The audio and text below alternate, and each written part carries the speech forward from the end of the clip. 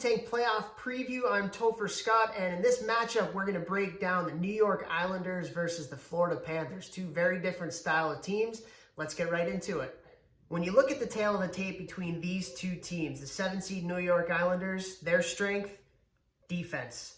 Their weakness, offense. When you look at Florida, the 10-seed coming into this one, their strength, offense. Their weakness is defense. So you look at both of these two teams, both struggling in those aspects of the game. It's going to be a really, really interesting dynamic. New York, very, very good defensively, especially in the neutral zone. Not an easy team to transition from, which Florida, on the other hand, they're a team that really enjoys getting up on transition, scoring goals on the rush. They have some pretty high-end players that are able to do that. So two very, very different style of teams, and it's going to be a fun one. So let's go to the top players for each team.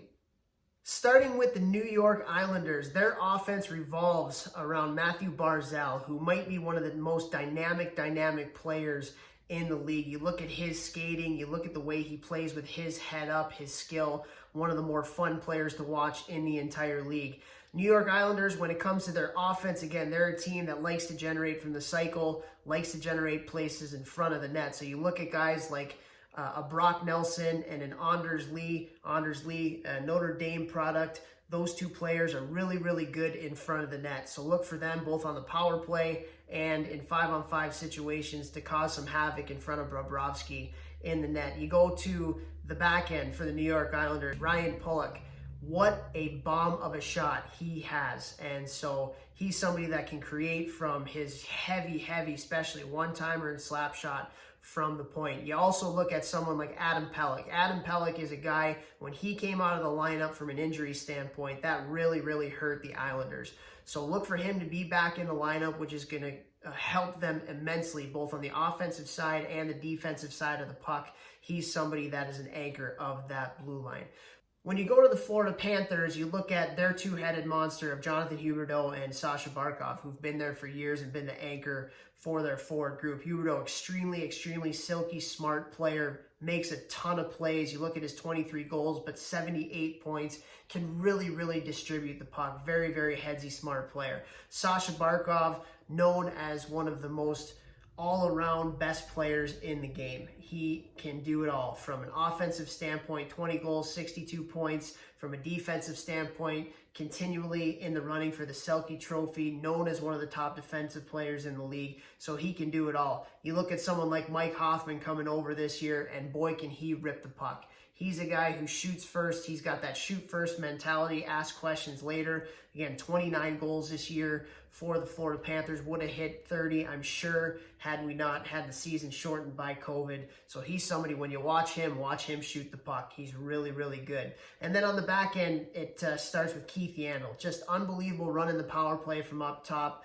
The left-handed shot defenseman from Massachusetts, 45 points this year. Just really, really smart, can break a puck out, can make plays under pressure. So for all the young kids watching, just a guy that can make plays. Now, let's head it on over to the goaltending matchup.